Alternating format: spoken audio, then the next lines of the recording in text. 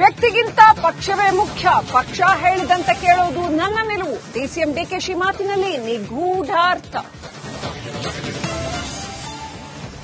ರಾಜಧಾನಿ ಜನರಿಗೆ ಮತ್ತೊಂದು ಬರೆ ಶೀಘ್ರದಲ್ಲೇ ಹೆಚ್ಚಾಗಲಿದೆ ನೀರಿನ ಬೆಲೆ. ಅಂತಿಮ ಹಂತದ ಸಿದ್ಧತೆಯಲ್ಲಿ ಜಲಮಂಡಳಿ.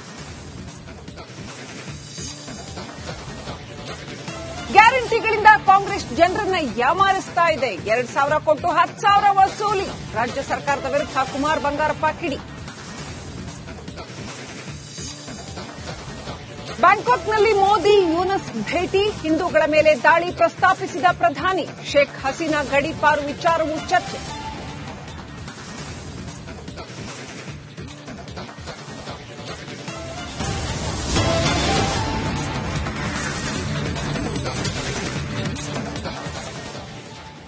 ನಮಸ್ಕಾರ, ಇದು ರಿಪಬ್ಲಿಕ್ ಕನ್ನಡ. ನಾನು ಶ್ರೀಲಕ್ಷ್ಮಿ ಅಭಿಜಿತ್.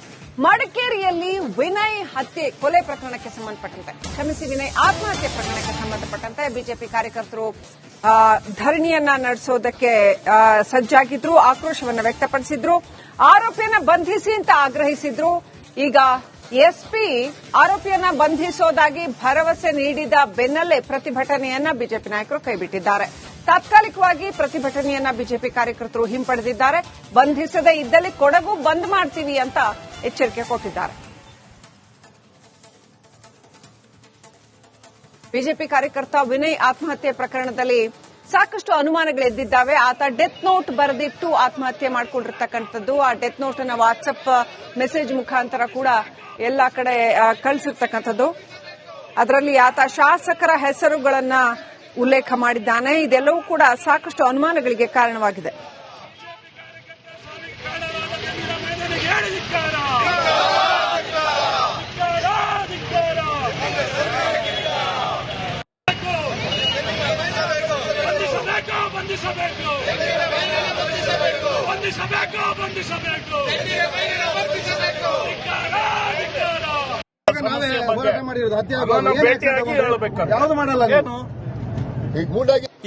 ಇವತ್ತು ತೆನ್ನಿರ ಮೈನವರನ್ನು ಬಂಧಿಸಬೇಕಂದ್ರೆ ಹೇಳಿದ್ದಾರೆ ಮತ್ತು ಎಂಎಲ್ಎಗಳ ವಿರುದ್ಧ ಕೂಡ ಕಾನೂನು ರೀತಿಯಲ್ಲಿ ಕ್ರಮ ಕೈಗೊಳ್ಳಬೇಕಂದ್ರೆ ಹೇಳಿದ್ದಾರೆ.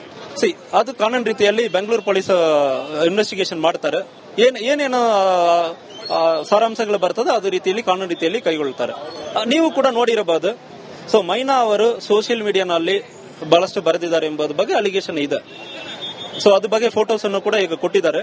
ನಮಗೆ ಇದರಲ್ಲಿ ಇರುವ ಕಾಂಪ್ಲಿಕೇಶನ್ ಡಿಫಮೇಷನ್, ಪರ್ಸನಲ್ ಆಗಿ ಒಬ್ಬರ ಬಗ್ಗೆ ಮಾತಾಡ್ತಾ ಇದ್ದಾರೆ. ಅದಕ್ಕೆ ನಮಗೆ ಕಾನೂನು ಯಾವುದೂ ಇಲ್ಲ.